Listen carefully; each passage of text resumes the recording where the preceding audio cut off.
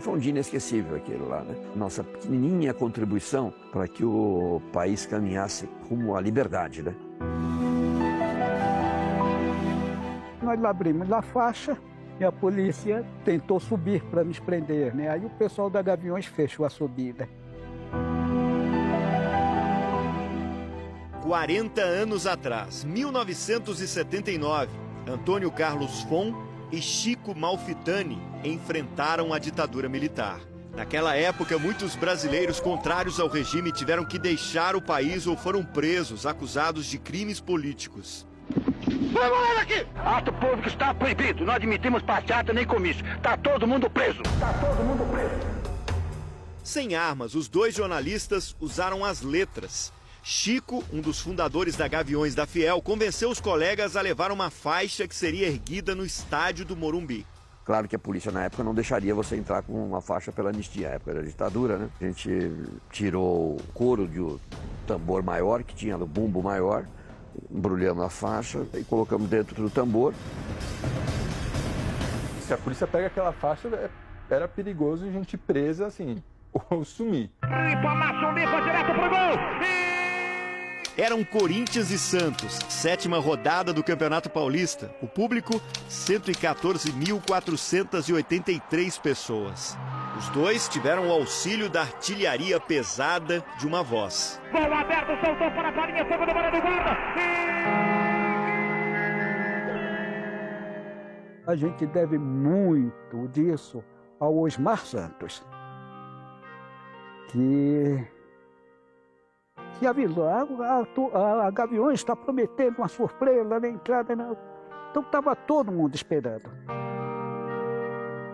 O Corinthians venceu por 2-1, mas a partida ficou marcada pela faixa que pedia anistia ampla, geral e irrestrita. Ou seja, que todos os brasileiros presos pela ditadura ganhassem a liberdade e que os exilados pudessem retornar ao Brasil sem nenhuma exceção. Vladimir estava em campo naquele jogo. Quando nós entramos em campo, a gente teve a oportunidade de ver. A gente levantou, o tempo que os times entraram em campo, depois baixou, um foi jogando para o lado, pelos degraus da arquibancada, não conseguiram prender ninguém, por toda aquela massa enorme ali, né? Diria que foi um momento histórico, porque enquanto cidadão você tem que estar se manifestando e estar mostrando para as pessoas o que você realmente pensa, que você realmente acredita no país, né? 5 minutos de protesto e uma imagem para a eternidade. Institucionalmente, as torcidas organizadas não tiveram grandes problemas durante o regime militar. Mas a partir de 79, o Estado, né, o governo, percebeu que elas poderiam ser um ator politicamente perigoso. Sabe, acho que aquela cena, a gente lá em cima, com a polícia tentando mesmo nos prender e a coisa. E depois, olha, é uma lembrança para o resto da vida. No dia seguinte ao clássico, a notícia não era só o jogo. A faixa ganhou as páginas dos jornais. A ditadura militar no Brasil durou 21 anos, de 1964 a 85. Durante esse período, quem representasse algum risco ao regime tinha seus passos seguidos de perto. Na lista de vigiados, jornalistas, artistas, intelectuais e muitos esportistas. O esporte espetacular teve acesso a documentos originais dos órgãos de repressão. Uma das fichas mais extensas é a de João Saldanha, jornalista, escritor, militante do Partido Comunista, ex-técnico da seleção no auge da ditadura. Saldanha foi sacado do time de 70 meses antes da Copa. A língua afiada não poupava nem o presidente, o general Médici. O presidente e eu temos muitas coisas em comum. Somos gaúchos, somos gremistas, gostamos de futebol e nem eu escalo o ministério, nem o presidente escala time. Em julho de 1979, o Centro de Informações de Segurança da Aeronáutica mostrou que as declarações de João ainda incomodavam. Recordamos que esse indivíduo, como comentarista de futebol da Rádio Globo, a estação mais ouvida no Rio de Janeiro, tem à sua disposição os poderosos microfones para a sutil divulgação das palavras de ordem de seu partido e ridicularização de fatos ligados ao esporte. Em 29 de maio de 1973, o SNI, Serviço Nacional de Informação, investigou o goleiro uruguaio Mazurkiewicz, famoso pelo drible que quase virou um golaço do Rei na Copa de 70.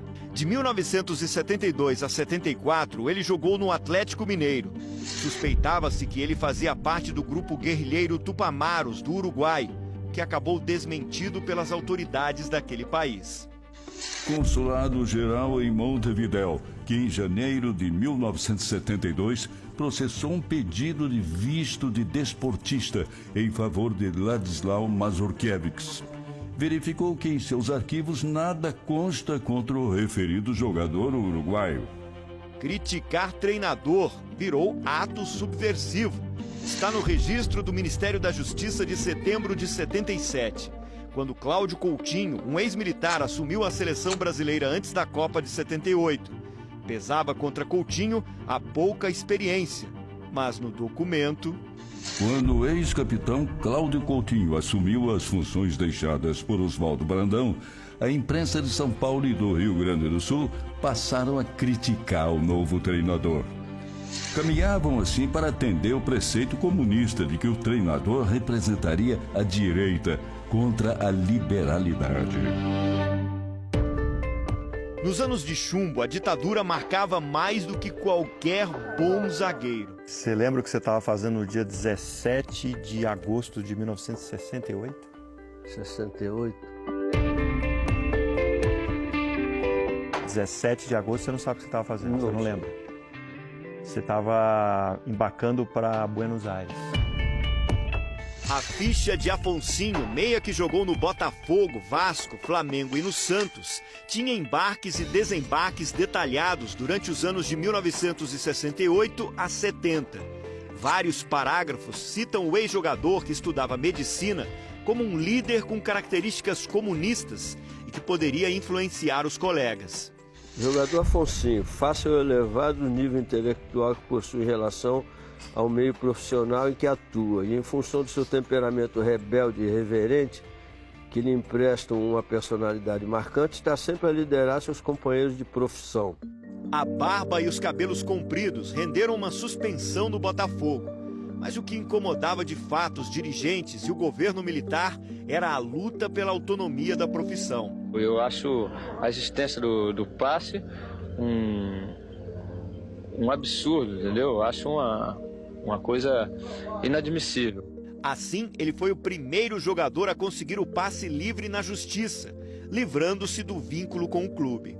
Das minhas origens, eu sempre tive atento à questão social, às relações humanas em todos os níveis. Essa equação que não fecha, que não bate. Como é que um país, né, como esse abriga tanta diferença social, tanta injustiça. Aí o Atlético, Reinaldo, jogada perigosa, meio esquerdo.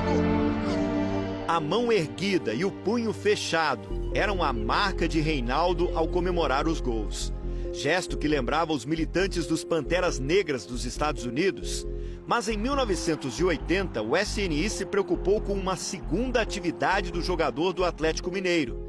O jogador de futebol do Clube Atlético Mineiro, Reinaldo, é também articulista do jornal semanário intitulado Jornal de Shopping, onde escreve a coluna Entre as Pernas. Os militares arquivaram vários textos do atacante.